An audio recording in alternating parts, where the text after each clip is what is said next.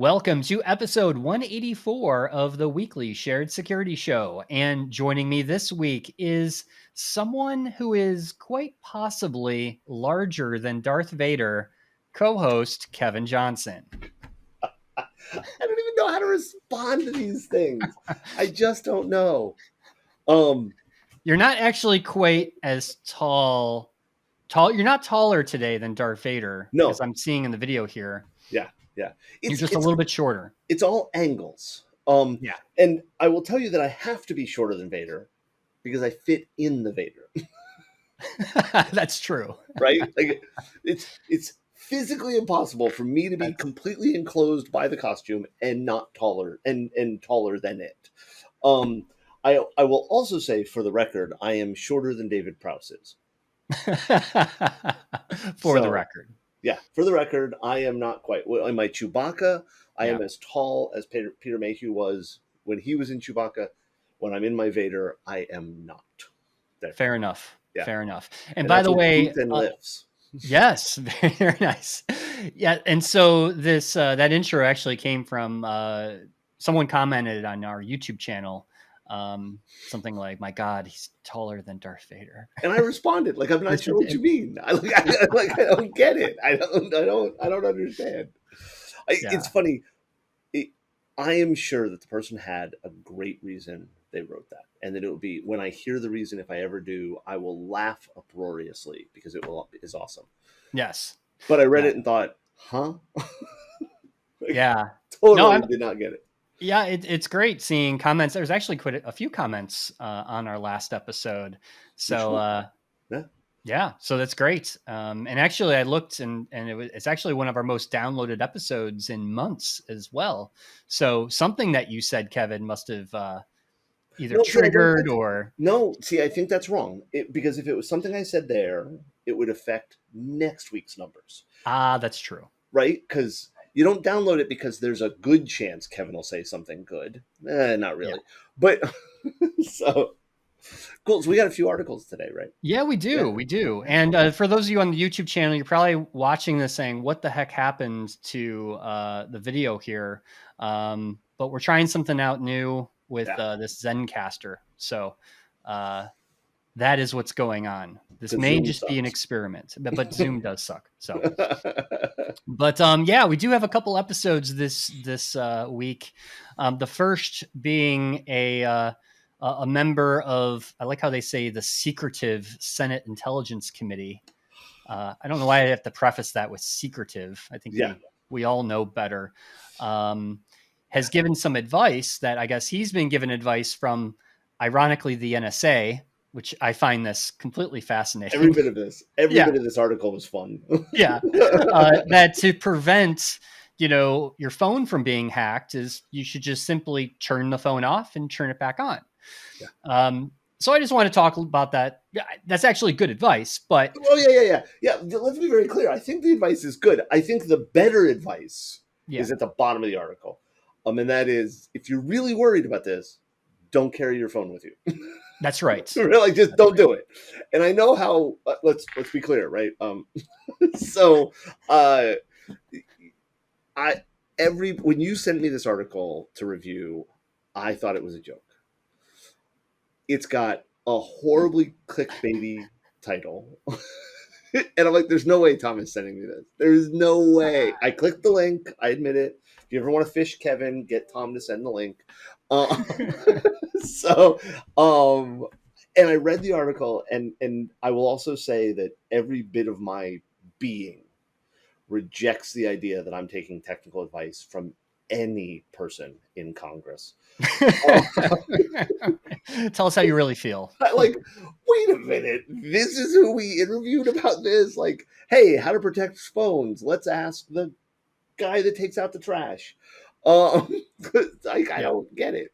But what they're talking about, if you don't know, if you haven't read the article yet, they're talking about that there are these attacks, right? 0-click attacks, whatever. And, we keep our phones on all the time and everything else. And this is not a mechanism to prevent your phone from being hacked. It's a mechanism to limit the amount of dwell time an attacker could have on your phone. And I think That's right. that's a really important distinction the article doesn't make, right? By Yep. rebooting your phone regularly, you're not going to prevent. It's not like, oh, I don't need anti-malware on my computer. I turn it off every night, right? Like that doesn't work that way. It's just if they get in through one of these attacks that doesn't have persistence, by shutting the phone down and turning it back on. And for those of you who believe that turning off your computer is turning off the monitor, you have to actually power down the phone and power it back up. Clicking the thing so it goes black isn't turning it off. It's going to prevent dwell time, and that's you know what I mean. That's the recommendation. I'd like to read the rest of the recommendations from the NSA. Because I'm curious how many of them are come to this website the NSA controls and click this link and download this software. But I mean, they are a spy agency after all. Yeah, if I was the NSA, that's what I would do. Like, here's how you protect yourself. You give some good advice and then have a link. Like, click here. If you're against the U.S., click this link. If you're for the U.S., click this other link. Though, it's funny. I mean, we laugh about that all the time, but the NSA has they set up a booth at DEF CON and Black Hat and hacker conferences for recruiting. They even have taken it as far as at RSA. I remember seeing they actually have an NSA recharging station for your phone at their booth at the conference. Yes. And they do that on purpose because they know it's going to draw people in. Yeah. When the NSA has a charging booth you plug in your phone to. Yeah, here's a USB stick, and it's okay, it's safe. Yeah, we make fun of it. We make fun of stuff like this all the time, and I think, all seriousness, we can talk about the bad things the NSA has done over the years. I'm not demeaning any of that. I'm not saying that doesn't happen, but the NSA has generated for cybersecurity some really good information. And so I think this is one of those cases where there are people who will ignore everything that comes out of the NSA, and that's to their detriment. Or because there is good advice, even if it is clickbaity and told to you by the secretive Senate Intelligence Committee. So, yeah, turn off your phone, turn it back on. Yep. Stop playing Angry Birds. I know that's an old game, but who plays Angry Birds anymore? Is that you? Me. I still like playing Angry Birds. Got it. I knew the sound effect was going to be used at some point. Sorry, I have sound effects now. Do you really not play Angry Birds ever? Oh, I have. Long time ago. No, still. I mean, still. No. Is it not on your phone? No, it's not on my phone. Nope. No, just the fake app. That's a different one. That's a different one. I will tell you, Angry Birds on the Oculus Quest is I'm sure that's pretty cool. Oh, it's awesome. It was worth every penny. Yeah, so totally. Very good. Are you looking for the very best products to protect your digital privacy? Well, Silent Pocket has everything you need with their patented product line of high-quality Faraday bags, backpacks, clutches, and wallets. Visit silentpocket.com today and receive 10% off your order by using discount code SHAREDSECURITY. You want your organization to be secure and compliant and to have a healthy culture, but your employees' lack of awareness makes you vulnerable to data theft, fraud, and compliance penalties. It's frustrating that the boring, static training content that's being used today has failed to improve employees' ability to defend against cyber attacks. At ClickArmor, we know that without using gamification, it's extremely hard to get staff to understand how to avoid threats. Our gamified simulations and challenges have provided a 50% average improvement in thousands of employees' ability to spot phishing threats. Go to clickarmor.ca/sharedsecurity to get your free gamified phishing assessment for up to 500 employees. You'll see quickly how gamified simulations can help your team be more resilient and compliant and help avoid costly ransomware and fraud incidents. Let ClickArmor help you go from being an underappreciated, stressed out fall guy to being an innovative leader who's the catalyst for greater productivity in your organization. So moving on, the next story was about the FBI has revealed the top vulnerabilities in the last 2 years. So considering the pandemic and everybody working from home, and it should be no surprise that If it is a surprise, you're not paying attention. Yes. The cloud-based technologies are being targeted. VPNs, remote access, a big theme in that. Yes. And all of these vulnerabilities, they're not 0 days either. These No. are well-known, publicly known vulnerabilities. Yep. Yeah. Look, I want to be very clear. I think it's great that this list was generated. Like, hey, this is the attacks we're seeing. This is what's going on. There is nothing earth-shaking in this thing. There's no groundbreaking details. And honestly, this is the type of thing that gets me. And I think, again, like with the NSA, we can say bad things, we can say good things. But this is one of those things where I understand why the government doesn't have a really good budget. Because the government paid money to find out that when you take the entire workforce and make them remote,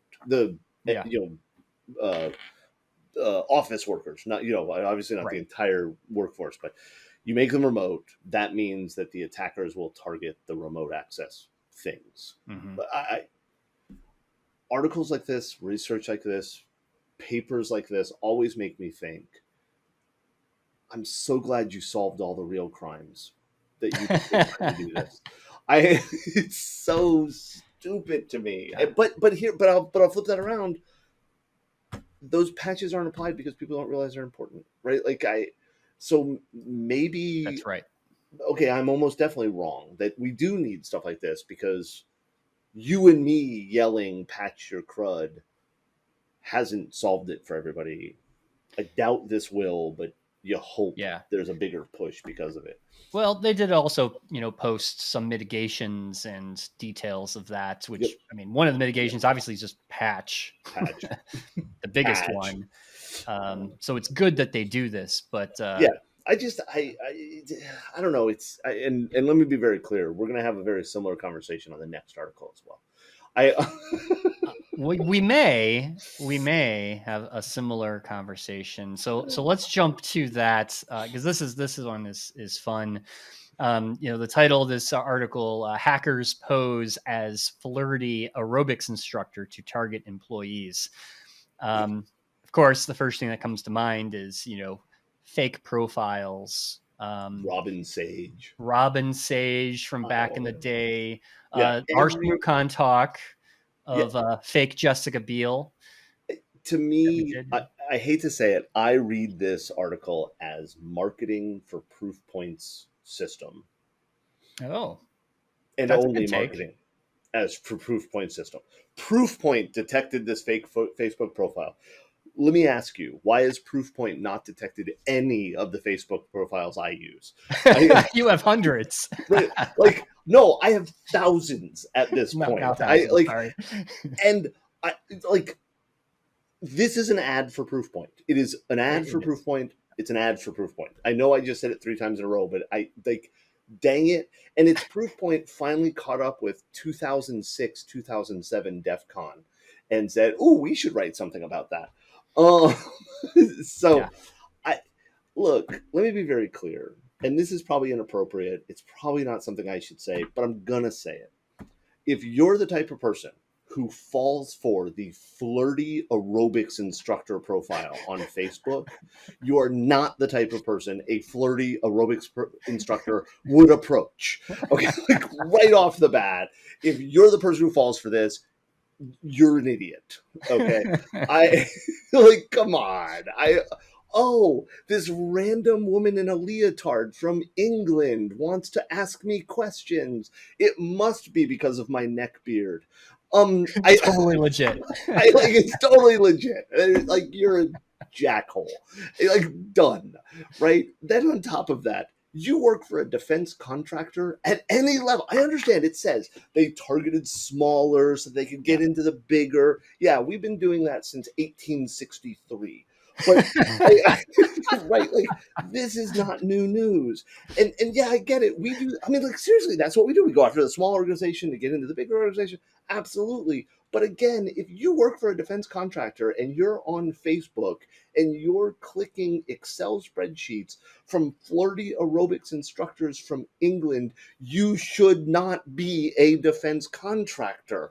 jackhole. Wait, like, just do me a favor, send me all your money because you are going to lose it anyways. I just, my God. The oldest trick in the book. Yeah. I read it, but it's not even just the oldest trick in the book. It's the oldest dumb trick in the book, right? It seems to work, though. Oh, no, there's no seems to. It works Yeah. every time. I know. You don't even have to be a flirty aerobics instructor. You could be a flirty barista. You could be a flirty janitor. Anything. You don't even have to be flirty. You, like, Yeah. here's what I don't understand. Other than the fact that I believe 100% this is marketing for Proofpoint. This was a marketing company that got together and said, hey, we need to promote a cybersecurity company. Here's how we'll do it. Because it's got all the pieces, right? Sure. Intrigue, the military, some attractive woman in a leotard. How could this go bad? And oh, by the way, she probably has an accent. I don't know. People tell me accents are awesome. But like... that's it. And they got in, they attacked these people, they got sensitive data. Let me be clear. No duh. Right? Yeah. Robin Sage got data. You got data as Jessica Biel. I get data on a regular basis as Denise Baker. Okay? That's my wife's maiden name, in case you're wondering. Right? The number of organizations we get into because of this. Duh. Yeah. And again, I can't say it enough. A random person of the sex or gender you're attracted to reaches out to you and offers to be flirty with you. And this is something you're like, yes, it's exactly what I needed right now. It's fake. Always fake. It's always fake. This stuff doesn't happen in the real world to regular people. Unsolicited, right? Unsolicited. Right. Oh, your profile picture was so attractive. I needed to talk to you. Is crud. Yeah. It doesn't happen. And you read way too many porn magazine stories. It just is wrong. That's right. And now, of course, there's like all these people who are trying to get dates, and like, Kevin, don't tell them that. This is how I approach people. No, you're a loser. You don't do that. You're fake. You're fake. Oh, I just got one this morning on Facebook. I went into Facebook, and there's this profile, and I look at it because it sends me a friend request. And I want to be very clear: when I get a friend request, I look at them. Now, on certain networks, I will accept almost any friend request. Now, if it is obviously fake, and by that I mean that all it has is as links to like, come check out my pictures. Those I decline immediately. But I accepted the Robin Sage.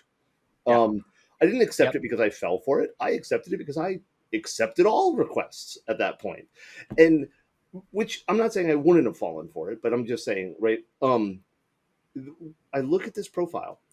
The profile has a provocatively dressed young lady, and there's information about how she really wants to find somebody who could pretend to be her father figure. Is that a polite way to say it? Okay, good. And I look, and there's like 30 people that I share a connection with this profile. And I want to reach out to all of those 30 people, many of whom are in information security. And I know what they'll say. Oh, I accepted it to see what malware. No, you didn't. Yeah. like you didn't. Why do people fall for this? Because we're human and we have weaknesses. I'm human too, and I don't do it. You're a human and you don't fall for it. It's asinine. It's the old conundrum, but this makes me think about. Remember when we did Bot or Not at ShmooCon? Yes. And I think we should do Bot or Not again, maybe on the show. And this is something maybe Scott would like to participate in. I guarantee you Scott would like to participate. We take profiles of individuals, and you have to determine, are they a bot or are they actually real? Done. I'm in. Let's do it. I like this. All right, we're gonna do that on a future episode here. Yeah. We could Then what we could do is we could randomly go to a beach somewhere with a microphone and interview people and ask them, because that's popular on YouTube. Let's not do that. Oh yeah, please. No. no, not interviewing people on the street. We did actually had an episode of Security Justice when we used to record in that Irish pub. And we did actually interview the wait staff, the bartender, other customers. We asked them cybersecurity questions. That was actually fascinating. I don't think I remember that. No, I know I don't remember it. I don't. We did a few times, if I remember. Yeah. It was very interesting. Nice. So I think that's all we have for today. I think it's a great story to end the show. Now we have ideas for future podcasts, and thank you, Kevin, for your rants. And they come out sometimes. We love it. We love it. Keep them coming. So thanks for of course. And thanks for listening, everyone. And we will talk to you all next week. That's all for this week's show. Be sure to follow the Shared Security Show on Twitter and Instagram for the latest news and show updates. If you like this episode, please hit that like and subscribe button, and please subscribe to us on your favorite podcast listening app. Thanks for watching, and I'll see you next week for another episode of the Shared Security Show.